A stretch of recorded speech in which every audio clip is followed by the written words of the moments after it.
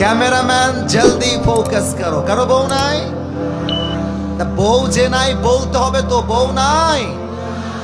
আমি দোয়া করি আল্লাহ সবাইকে দিনদার নেককার বউ দিয়ে দিক। পড়েন সবাই আমিন।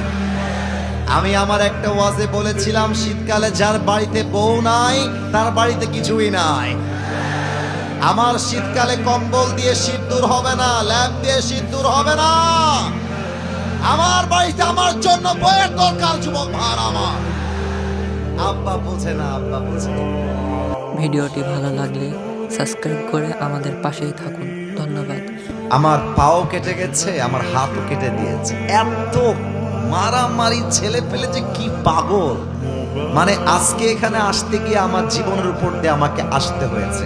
এই যে হাত কেটে গেছে, এখনো এই চামড়া দিয়ে রক্ত বের হচ্ছে। দুপুরে খেতে গেছি, পুরো হাত জ্বলতেছে। তো আমার কোনো অভিযোগ নেই।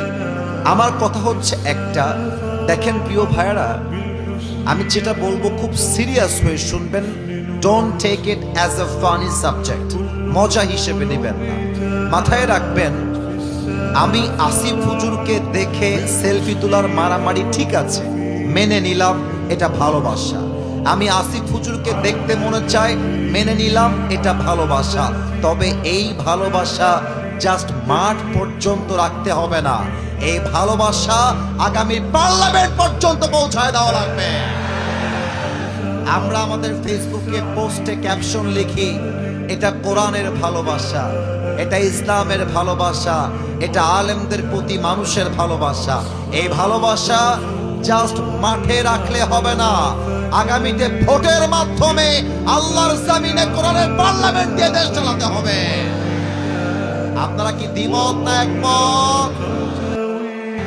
একবার তাকায় দেখেন পুরো মাঠ, আমার মনে হচ্ছে 90% যুবক দিয়ে ভরপুর হয়ে গিয়েছে। আমি এই নীলফামারীর মাটি নিয়ে আল্লাহর কাছে দোয়া করি, আল্লাহ যেন কবুল করে। পড়ে সবাই আমিন। আপনাদের বউ আছে কার কার, তারা একটু হাত তোলেন। বউ আছে? বউ আছে?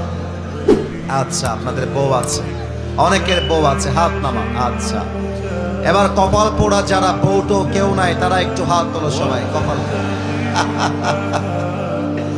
ক্যামেরাম্যান জলদি ফোকাস করো। কারো বউ নাই? বউ যে নাই বউ